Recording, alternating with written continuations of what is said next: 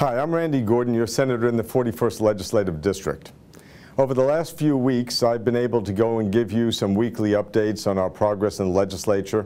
And today I thought that it would be important for us to sit down and talk about some of the feedback that I've been getting from you. Many of you have said, and I agree with you, that our state should live like a family and live within its means. And in order to understand that, I think it's time for us to sit around the kitchen table in our home and talk about the kind of family that the state of Washington is.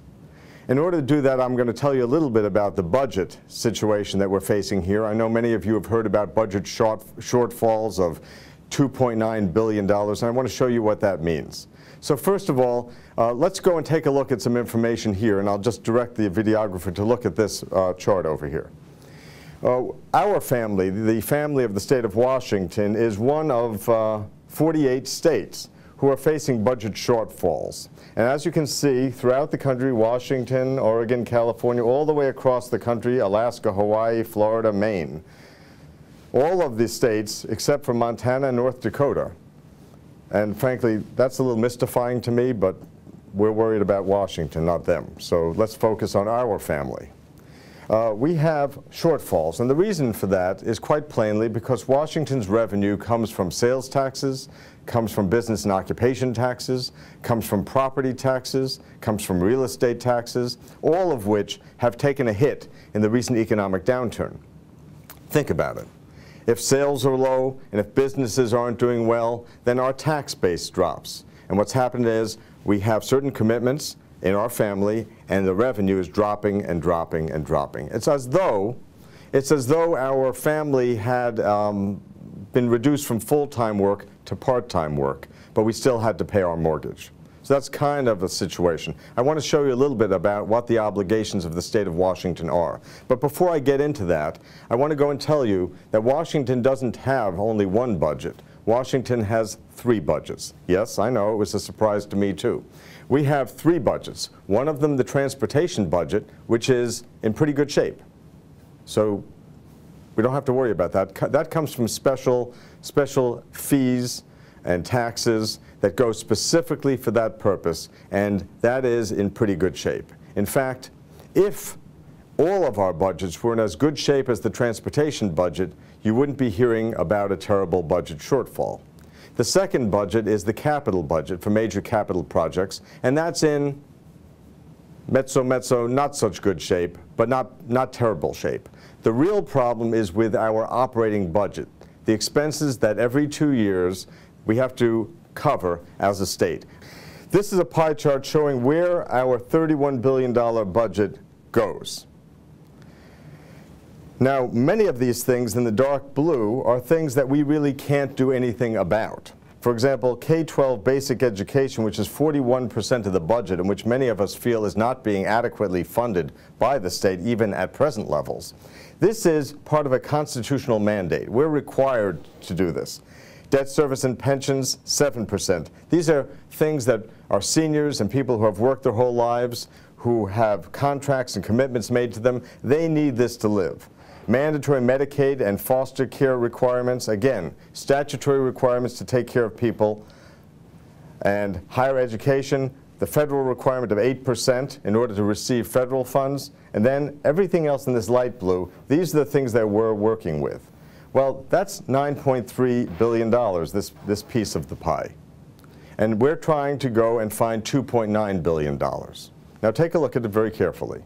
Because right now, you'll see that everything in the government, anything on education or higher education, all of our corrections, all of our prisons and everything to do with them, that's covered in this area as well as every human service that we have. That includes, for example, temporary aid to needy families. It includes the general assistance for the unemployable members of our society, people who are really in need desperately of our help, people who, without this help, would literally be on the street, and some of them, in fact, are on the street.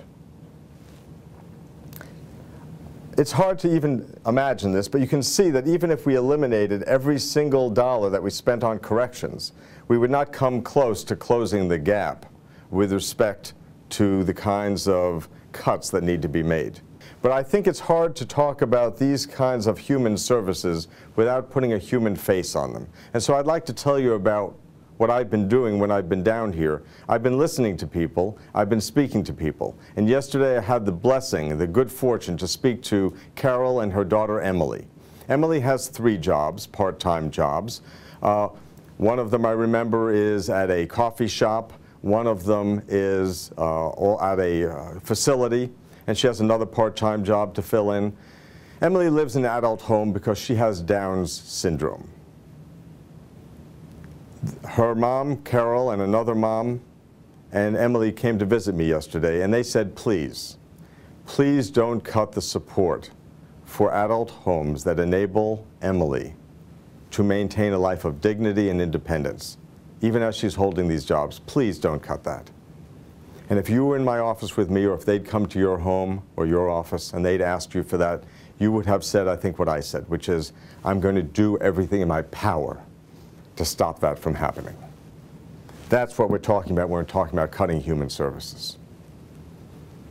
I also spoke yesterday with a group of obstetricians from around the 41st Legislative District. And many of them told me that the people they service are on TANF, Temporary Aid for Needy Families. There are 50,000 women in the state of Washington who need prenatal care, who are pregnant. And however you may feel about how they got into that particular circumstance and what judgments or misjudgments they may have made, still, it's not the baby's fault. And we have a moral obligation to take care of it. And not only that, it's not an obligation that can be ignored or dismissed. Because what happens if, according to the physicians, and I hope to read you a letter from one of those physicians when I get it. She was going to mail the letter to me. I'll read it to you when I get it. But she said, you know, it's not as though if we don't give the right prenatal care that the problem's going to go away. Bad prenatal care leads to bad health. Bad health leads to problems in mental development and physical development, which leads to health care problems, which leads to problems in education, which leads down the road to problems with employment, and possibly goes back to that correctional facility that we regret having to have, but that's 5% of our budget. These are serious problems that call for serious solutions. We are a family here in Washington. And if they come to me or they come to you, I'm doing what I think you would want me to do in terms of the values that we have. We want to be lean and mean as a government, but we also want to honor our basic values, supporting education, and really those who are truly, truly, truly in need.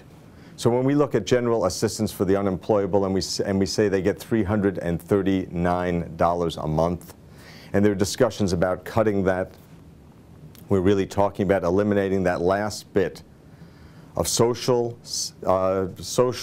safety net, that last bit of decency that helps us go to sleep at night knowing that we're doing the right thing by our fellow man.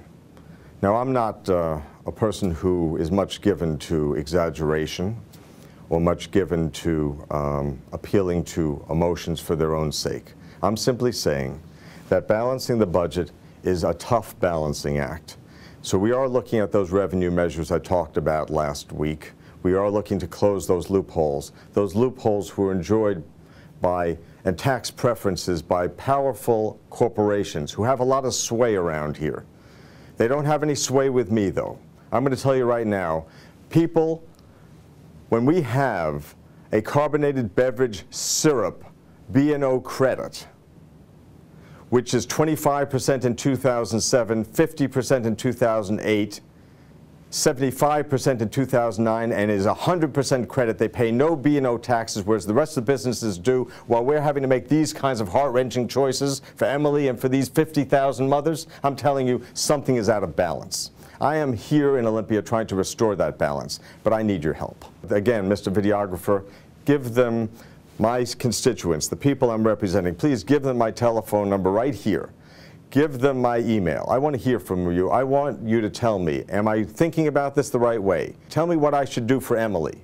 Tell me what I should do for these budget cuts. What should I do in terms of revenue? I need to hear from you. I'm your senator. I'm Randy Gordon. I'm working my heart out for you. Please call me. Thank you very much.